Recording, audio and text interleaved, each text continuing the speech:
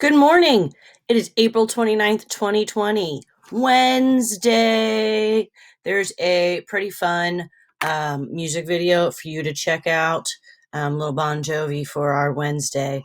Um, so I'm taking this time right now in the morning to get this done because the dogs are kind of quiet. It's kind of their nap time.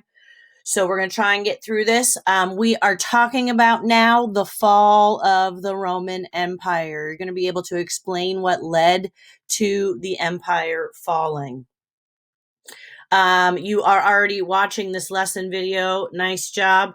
We're going to read pages 419 through 423 of chapter 38 together. And then we're going to complete the questions 1 through 6 of the Legacy of Rome quiz. So before we get started today, let's do a couple of cliff notes, a little summary of what we're going to talk about today. In the decline of Rome, there was a weak government. There was a lot of famine. Famine is when there's not enough food to feed the hungry. So it was famine and disease. The economy was declining. So people weren't working, people weren't buying things, and there was inflation. So for products that were very high in demand, the business owners would hike up the prices because they knew people would buy it anyway because they needed it. Kind of sounds a little bit familiar what's going on today. The wealthy was failing to pay their taxes, and they reform failed, and Rome divided into two. So then, at that point, once they divided, attacks from outside tribes started happening. So why did they split in two? Well, it was so large. Rome was so large they couldn't manage it all. When it divided in two, it became the Latin Western Empire and the Greek Eastern Empire. The Greek Eastern Empire is also called the Byzantine Empire. You're going to learn about that more in 7th grade. Emperor Constantine the Great moved the capital from Rome to the city of Byzantine, which was renamed Constantinople, kind of like Constantine, after the emperor. So if you open up your attached reading from Schoology, it is titled Chapter 38 from History Alive. We're going to do the first half today and then the second half tomorrow, talking about more of the legacy that Rome left behind. So if I were you, I would open up my Schoology assignment right now too for today so that as you heard answers for the questions, you can just go ahead and put in your answer. We're going to read from page 419 to 423 today. Introduction. In the year 1764, long after the Roman Empire collapsed, a young Englishman named Edward Gibbon visited the city of Rome. Gibbon saw the ruins of ancient buildings such as the Roman Colosseum. He marveled at Roman statues and the remains of aqueducts and bridges and wondered, how did such a great empire come to an end? Gibbon decided to write a book about the Roman Empire. More than 20 years later, Gibbon finally laid down his pen after filling 6 books. He called the collection of works The History of the Decline and Fall of the Roman Empire. It became a very important work of history and was noted for its unique style and perspective. Why did Gibbon spend so many years learning and writing about ancient Rome? One reason is that Rome has had an enormous influence on Western civilization. As one historian stated, Rome perished, yet it lived on. In this lesson, you will discover the set of problems that collectively deteriorated the powerful Roman Empire. At the height of its power, Rome made numerous contributions to society. As you read on, you'll learn how Rome's influence survives in areas such as modern art, architecture, engineering, language, philosophy, and law. Many of these contributions still continue to shape the modern world and can be found in many aspects of daily life. So the first thing we're going to conquer is the fall of Rome. So if we look at this image, we notice a lot of those contributions from Rome, but there is an American flag. So even areas in the United States have similarities of Rome. Section 1, the end of the empire in the West. At the height of Rome's power in the 100 CE, Romans believed that the empire would last forever. However, by the year 500, the western half had collapsed. What happened to cause the fall of one of the mightiest empires the world has ever known? Problems in the late empire. Most modern historians believe that a number of problems combined to bring about Rome's fall. Three of the main reasons were political instability, economic and social issues, and weakening frontiers. Political instability. Rome never solved the problem of how to peacefully transfer political power to a new leader. When the emperor died, rivals might fight each other to replace him. Real control fell into the hands of the armies, who would choose to help leaders seize power or destroy them. Regularly, rivals grew impatient, waiting for an emperor to die, and resorted to murder. Economic and social issues. Political instability led to other challenges. To finance Rome's huge army, citizens were required to pay heavy taxes that hurt the economy, drove many people into poverty, and negatively affected trade. Weakening frontiers. The huge size of the empire made it difficult to defend. By the 300s, Germanic tribes were pressing hard from the west as the threat of the Persians was growing in the east. Many of these people settled inside the empire and were recruited into the army. However, these soldiers often had little loyalty to Rome. So this painting shows the city of Rome being attacked and looted by the Germanic tribe.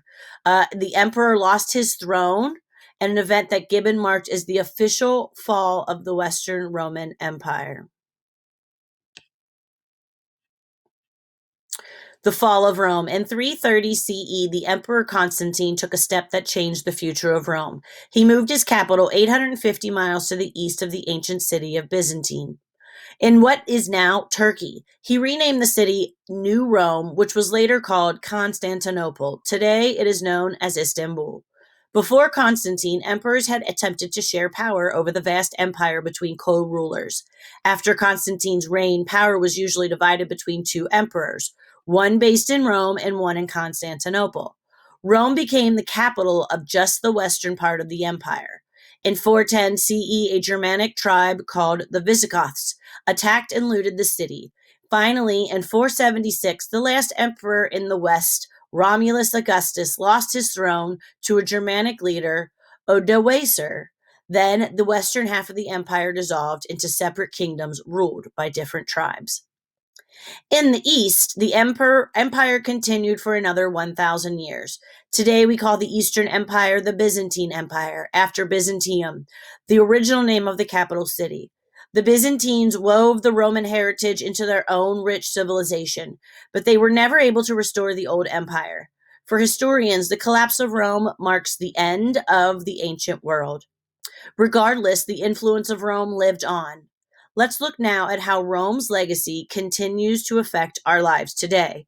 So, if we look back at this map, by the year 500, Roman Empire had divided in two, and the western half was collapsing into separate kingdoms. So we have the kingdom of Vandals, the kingdom of Visigoths, the kingdom of Franks, the kingdom all over. We do still have the large area of the Byzantine Empire in Constantinople. But what I find especially interesting is right here where it says, for historians, this collapse of Rome marks the end of the ancient world. Our whole year we have been studying the ancient world. We have come to where Rome falls and the ancient world ends. Art. The Romans adopted aspects of other cultures by modifying the blending them with their own. This was true of Roman art. The Romans were especially influenced by the art of the Greeks, which inspired historians to coin them Greco-Roman art. The Romans were skilled in creating realistic statues. They imitated Greek sculpture, but were particularly good at making their sculptures true to life. The homes of wealthy Romans were decorated with colorful murals and mosaics. Again, the Romans took existing art forms and made their own. They painted beautiful frescoes and type of mural created on moist plaster with water-based paints. Roman frescoes often illustrated three-dimensional landscapes and other scenes. Looking at one of these frescoes was like looking through the wall at a scene outside. You've probably seen similar murals in modern restaurants, banks, on the sides of buildings, and in other public places. Romans were also patrons or sponsors of art.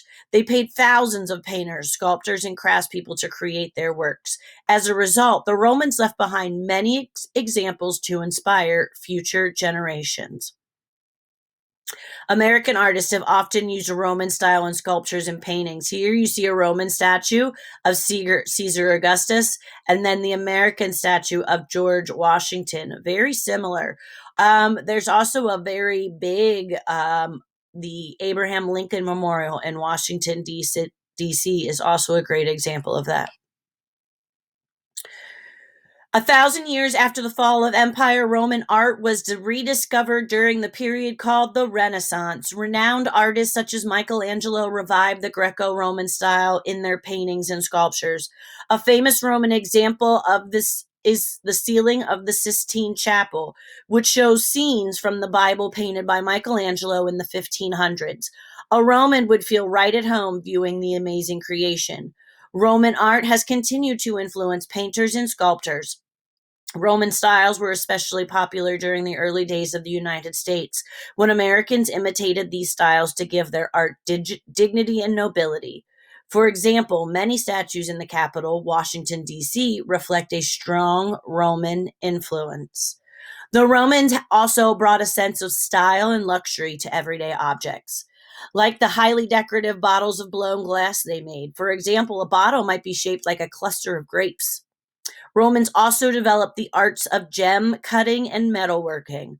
One popular art form was the cameo, a raised and carved portrait of a person's head or a carved scene. The Romans wore cameos as jewelry and used them to decorate vases and other objects. Examples of these art forms still exist today. So, going back to what we were talking about earlier, remember, the decline of Rome came from the weak government, famine and disease, declining economy and inflation. The wealthy failed to pay the taxes, and finally, Rome broke in two and tribes started creating their own kingdoms. We also start talking about how the art influenced our modern society, and we'll get into more of those influences tomorrow. Make sure you complete that Schoology assignment. If you have any questions or concerns, please reach out. I miss you dearly so much. Have a great day.